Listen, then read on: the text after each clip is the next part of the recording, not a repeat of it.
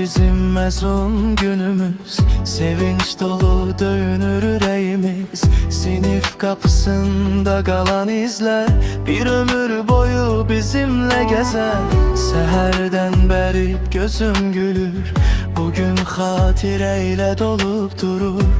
Elimde gül, dilimde adınız, ilk adımımızda vardınız siz. Elimizden tutup büyüttünüz, bizi sabırla siz ucalttınız.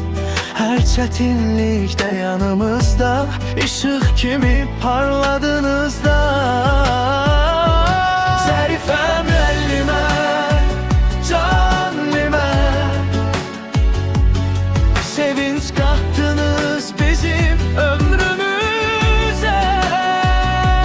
Zarife müellime, can müellime,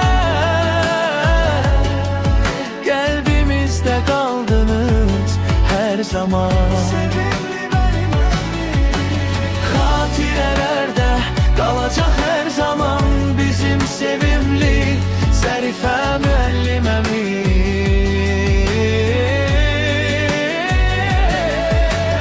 Hatirelerde kalacak her zaman, adınız yaşayacak yüreğimizde.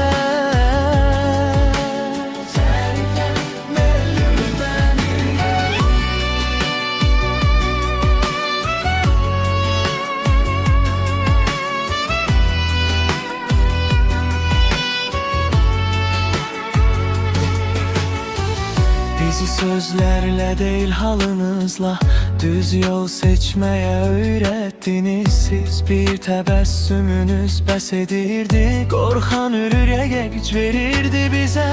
Elimizden tutup büyüttünüz, bize güzel yollar öğrettiniz.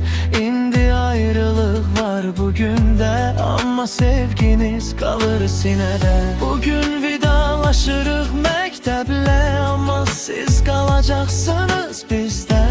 Hara geçse yolumuz aydın, çünkü öğrettiniz bize sabahı. Zarife müellime, can yellime,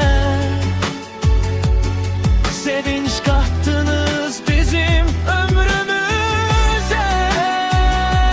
Zarife müellime, can müellime,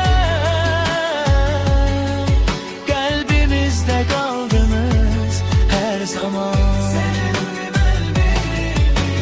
Hatirelerde kalacak her zaman bizim sevimli Zarife müellimemiz.